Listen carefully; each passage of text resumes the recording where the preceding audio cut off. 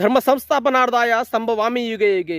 అధర్మం ధర్మం మీద పెచ్చుమీరి తాండవం చేస్తున్న సమయంలో ఖచ్చితంగా ప్రతి యుగానికి ఒక యుగ పురుషుడు పుడతాడు. ఆ కొన్ని యుగాలలో రాముడు కృష్ణుడు చెప్పుకున్నాం మనం, కానీ మనం వాళ్ళని ఎప్పుడు మనం చూడలే. మనం ఏమైనా ఒక దేవుని విధంగా పూజ చేస్తూ ఉన్నాం. కానీ ఇప్పుడున్నటువంటి చూస్తున్నటువంటి ఈ దరిద్రాలన్నీ చూస్తూ ఉంటే ఖచ్చితంగా మన కల్కి అవతారం ఈ కలియుగంలో ఖచ్చితంగా ఎంతో దూరంలో లేదు రావడానికి, చాలా తొందరలో దగ్గరలో ఉందనిపిస్తుంది.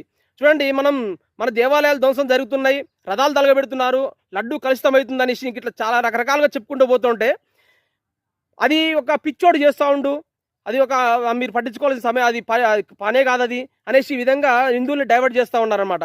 అయితే కొత్తగా చూడండి, ఈ మధ్యన సుప్రీంకోర్టులో ఒక సంఘటన జరిగింది. మధ్యప్రదేశ్లో ఒకప్పుడు ఈ మొఘళ్ళు వచ్చేసి మన హిందూ దేవాలయాన్ని ధ్వంసం చేస్తూ ఉన్నారు. అట్లా ధ్వంసం చేస్తున్న క్రమంలో ఒక విష్ణు దేవాలయాన్ని ధ్వంసం చేసిరు. విష్ణు దేవాలయాన్ని ధ్వంసం చేస్తే అప్పుడు ధ్వంసం చేసింది అట్లనే ఉంది, అది పురావస్తు శాఖ వాళ్ళ దగ్గర ఆధీనంలో ఉందన్నమాట. అయితే కొంతమంది భక్తులు ఆ విగ్రహాన్ని పెడదామంటే పురావస్తు శాఖ వాళ్ళు అనుమతి ఇవ్వట్లేరు. దానికి వ్యతిరేకంగా సుప్రీంకోర్టులో కేసు వేసిరు కొంతమంది భక్తులందరూ కలిసి, హిందువులు. అక్కడ కేసు వేస్తే అక్కడ ఉన్నటువంటి న్యాయవాది ఏం చెప్పాలి, అది మా పరిధిలో లేదు, మా వల్ల కాదు, లేకపోతే ఇంకా వేరే విధంగా ప్రయత్నిద్దాం, అదే ఈ విధంగా చెప్పుకుంటూ పోతే సామరస్యంగా ఉండేదన్నమాట. కానీ ఆయన చెప్పిన విధం ఏ విధంగా ఉందో చూడండి ఒకసారి. మీరు విష్ణు భక్తులు కదా, మీరు అందరూ విష్ణుదేవుని కాడికి వెళ్ళేసి మీరు ఆయన పూజ చేసి ఆయన ప్రసన్నం చేసుకుని మీ విగ్రహాన్ని మీరు తెప్పించుకోండి అని మాట్లాడుతూ ఉండు. ఇది ఎంత సిగ్గుచెట్టుగా ఉంది. ఈ విగ్రహాన్ని అంట మనం తెచ్చిపెట్టుకున్నాడు కాదు, మా వల్ల కాదని చెప్తే అయిపోయింది ఉండే. అది మీరు పూజ చేసుకోండి, మీ దేవుడు వస్తాడు, మీ దేవుడు ఇస్తాడు చూద్దామని మాట్లాడుతున్నాడు. ఎంత వెటకారంగా మాట్లాడుతున్నాడు అంటే అంత వెటకారంగా మాట్లాడుతుండు. ఇదే సామాన్యమైన వ్యక్తులు కాదు మాట్లాడింది, సినిమా యాక్టర్లు, ఈ కొంతమంది చిల్లరగా మాట్లాడుతున్నారు కదా, వాళ్ళు కాదు మాట్లాడింది.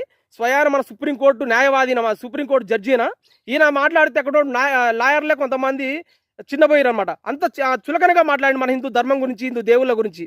చూడండి, ఆయన పేరు జస్టిస్ గవాయ్, బిఆర్ గవాయ్ అనమాట ఈయన పేరు. ఈయన ఎంత నీచంగా మాట్లాడుతున్నాడో అంత నీచంగా మాట్లాడుతున్నారు. ఈ దరిద్రులందరికీ మన హిందూ ధర్మం గురించి ఇంత నీచంగా మాట్లాడడమే పనిగా పెట్టుకుంటా ఉన్నారనమాట. ఇట్లా మాట్లాడితే వీళ్ళకి సంతోషంగా అనిపిస్తుందో మరి ఎట్లా నాకు అర్థం కావట్లేదు.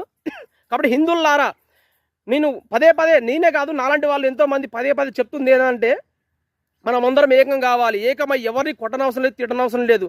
మన ధర్మాన్ని మనం కాపాడుకుంటేనే, మనం ఎవరైనా ఈ విధంగా మాట్లాడినప్పుడు ధర్నాలు రాస్తారోకలు చేసి వాళ్ళని ప్రతిఘటించి వాళ్ళని గద్దెదించేదనక ప్రయత్నిస్తేనే మన హిందూ ధర్మం బాగుపడుతుంది.